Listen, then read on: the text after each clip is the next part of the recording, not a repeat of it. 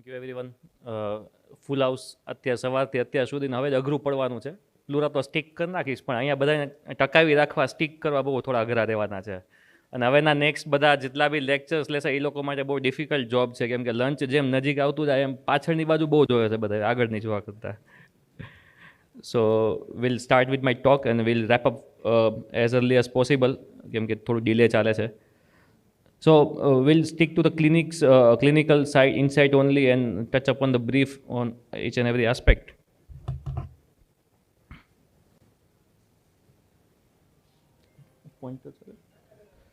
So what is the pleurodesis? Basically it's a concept is about the therapeutic procedure designed to obliterate the pleural space by creating a permanent adhesions between the costal pleura and the parietal pleura and the visceral pleura. So primary purpose is to prevent the causing factors, which is like is the recurrent pleural effusions or the recurrent pneumothorax.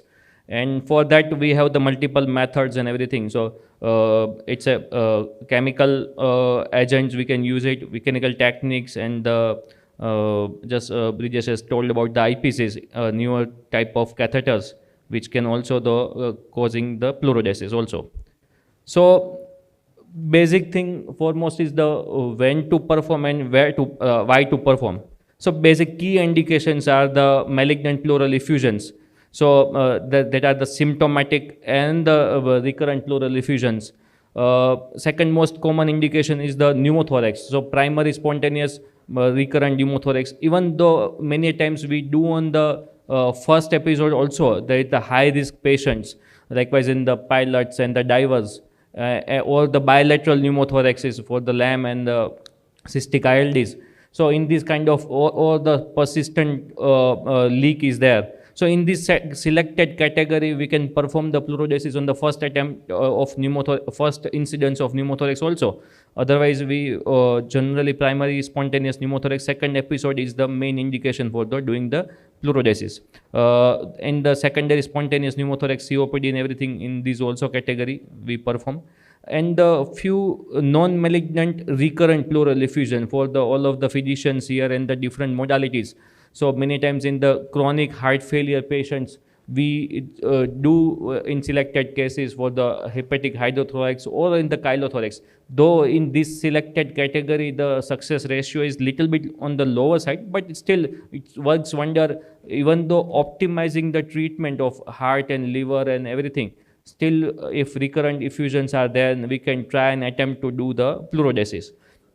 Main criteria for this is the proper lung re-expansion is there. So whenever you select the case, initially first attempt you should remove the all fluid and see for the lung expansion. That is the must criteria. If you are not checking out whether lung is not expandable, then there is an issue with the success. So we'll touch upon that on the later part. So how does the pleurodesis work? So initial level, when we instill the sclerosing agents, it will causes the adhesions and trigger the initially it is causing the inflammation, and that will cause the cytokine release and the IL-8 and TGF beta and everything. That will increase the cytokines and local level inflammation, and that will cause the fibroblast proliferation and the collagen deposition, and that will cause the permanent pleural sealing, permanent inflammation, and that is cause adhesions, and that will seal the space. So what are the different chemical agents we are using? So most commonly we are using the talc only, and that is the graded graded large molecule size steady talc, the imported one, and that is has the most highest successful ratios are there. But less than 1% that there is a risk of ARDS, because there's talc will absorb into the lungs, and that will cause the ARDS and the pneumonia. So that is you have to explain in each and every case before doing it, because there is a low but high risk of issues in complication. If that occurs, there will be the major issues. Other molecules are there, like as tetracycline, bleomycin, silver nitrate, autologous blood patch, or povidone iodine, but all have the less success ratio as compared to the talc. So I still prefer, and most of the our majority of cases, and everyone here also use the talc only, and that is highest success ratios also there. We can use the different techniques that will come up on that. So major two techniques are there. So first you insert the ICD, and through the ICD you install the sclerosing agent. That is the talc, the slurry. Basically, you mix it with the medium, any kind of, there is maybe lignocaine or saline or something. You mix up with the sclerosing agent, and that will instill to the ICD, and that is causing we say it as a slurry. So basically, before after inserting the ICD, you have to see for the lung expansion. That is the must criteria. That is, if the lung is not expanded, you have to see for the possible reasons for that, and if at all it's not expanded, you should not go for the pleurodesis. That is the must for, because many a times, most of the times, the pleurodesis failure is because of that only. We have seen n number of cases that even with the pleurodesis, after pleurodesis, we see the patients in the OPD that still there is a effusion. So effusion is there because thick pleural pill is developed because of the long chronicity of the effusion, or because of the malignancy itself. And that is, we have instilled the talc, but the fluid was not removed, and because of that, both surfaces not sealed up properly. So whenever you are going for the pleurodesis, the case selection is the a must kind of. Proper case selection is mandatory. So first thing, lung expansion, you have to check it. Second is, for the majority of failure, what is there, because we many times we give the steroids or the NSAIDs we give for the pain management, and that will reduce the inflammation, and that will again causes the failure. So during the pleurodesis time, perioperative time, you should not go with the NSAIDs or steroids. That is the foremost thing. Then after that, we according to the sclerosing agent what we select, we instill into the ICD, and still clamp for the 1 hour, and we do recommend to change the posture of the patient for the equal distribution everywhere in the pleural space. And after that, we open it, and 3-4 days after that, if at all less than 150 ml effusion is there, then we can remove the ICD. Second technique, which is the thoracoscopic or VATS guided technique, is there. So in this kind of thing, that was a better visibility. Likewise, laparoscopy, we do thoracoscopy, and under vision we instill the powder, the talc, or the other sclerosing agent. What are the benefits? Primary benefits is there, that in this you are doing the under vision. So in the selected category, it will be very much useful. Likewise, in the pneumothorax patient, when you instill the ICD, and through ICD, if you are doing it pleurodesis, there is a few RCTs are there that is showing that it's a blind procedure. Apical area is not properly covered, and which is the most common reason for the pneumothorax. So in thoracoscopic, you have the better visibility, or you equally distribute the talc and everything. And second thing, if you find any kind of blab or something, or bulla, then you can have the chance for the operative procedure for doing the removing exercise, the clamping the bulla or blab. So in pneumothorax, still data suggests that you should go for the thoracoscopic pleurodesis if patient is willing for that, because minor operative risk is high as compared to the talc slurry. And and the second thing most is the requirement of the proper skill, because it's not easy. You have to do it in the operation theater, anesthetic, everything, skill and expertise is required, and minor level of risk is high as compared to the talc slurry. So ICD through doing pleurodesis.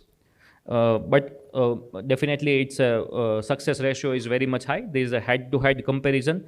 Talc slurry you do with the chest tube ICD, and they have the advantages like was minimally invasive, low cost bedside procedure, and suitable for the poor surgical candidates also.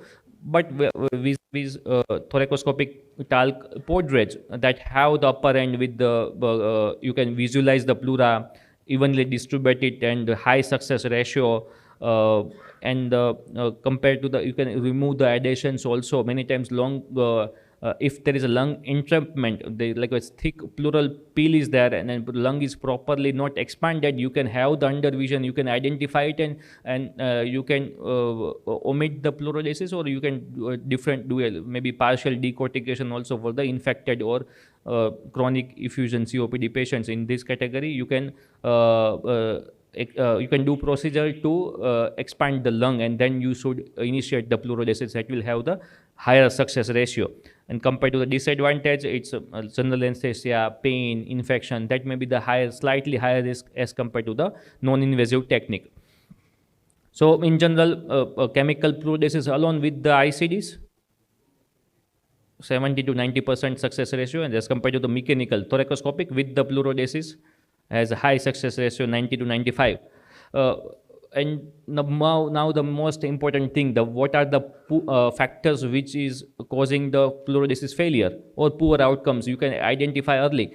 What I have said is that lung entrapment, if non-expandable lungs are there, you should identify it early before doing the pleurodesis, because after doing pleurodesis, if it still there is a effusion, then the decortication will be the difficult. You can perform it, but it's very much difficult for the surgeons to do it. And second is the infections. With after adhesions and everything, if effusion is still there, then that is called sepsis will be much repeatedly occur in this category. Second is if I want to identify it, the biochemical markers are also there. The pleural fluid pH, which is generally not doing by the lab people, because at that time when the pathologist will see it, and that is already time passed for the pH measurement. So you have to strictly tell to the pathologist you should perform it early. As an immediate basis, you should do analysis of that cells and the pH. Second is the low sugar levels, that is suggestive of infections. Because of that also the poor outcomes are there. Third thing, what I initially explained, that non-malignant recurrent pleural effusions, likewise in the chylothorax also there is a high chance of failure of the pleurodesis, because of inflammatory cells are there, and that is causing the other things, and infections are there that which reduce the adhesions and everything. So recurrence rate generally happens less if we strike early. So I would suggest everyone that effusion is there, you should go hard early, because in the lung and in the malignancy patients, if pleural pill will develop long chronic, generally people are not advising pleural effusion on the first 6 months of basis. They think of that the chemotherapy will work. I don't have reservations for that. It will work definitely, but if duration will be elapsed and recurrence is there, then the pleural pill will be developed, and after that pleurodesis failure chance would be high.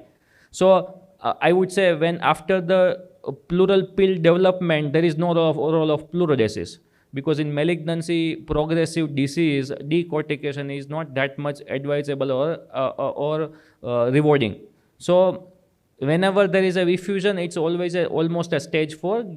Effusion is moderate or severe, you go with the removal of all fluids and go with the pleurodesis at one stage only. That will be the rewarding kind of thing than the chemotherapy, I would say, because patient will live healthy compared to the lifestyle as if effusion is there.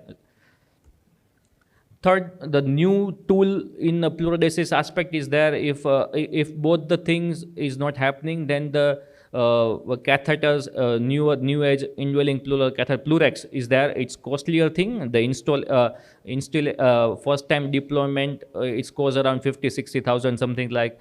So it's costlier thing, but it do help in few selected categories when there is a pleurodesis failure or highly unstable patient. You insert the bedside and prolong chronic debilitating patients, or it has a low lifespan is 1 or 2 months only. In this category, you should not do it pleurodesis. Other than this would be the better thing, and they can have the easier ways to handle it at home also. The major issue is the cost only. I'll not go in the finer details because of the time constraint, but it has a high success ratio, even that is like with 80-90%, even though it's a recurrent effusions, failed pleurodesis, but still have the better yield. And it can, you can put it in the 3 4 6 months, no issue. The infection maybe slightly after later on in life is there, but it's a nothing like painful. What we have seen with the pigtail or ICD,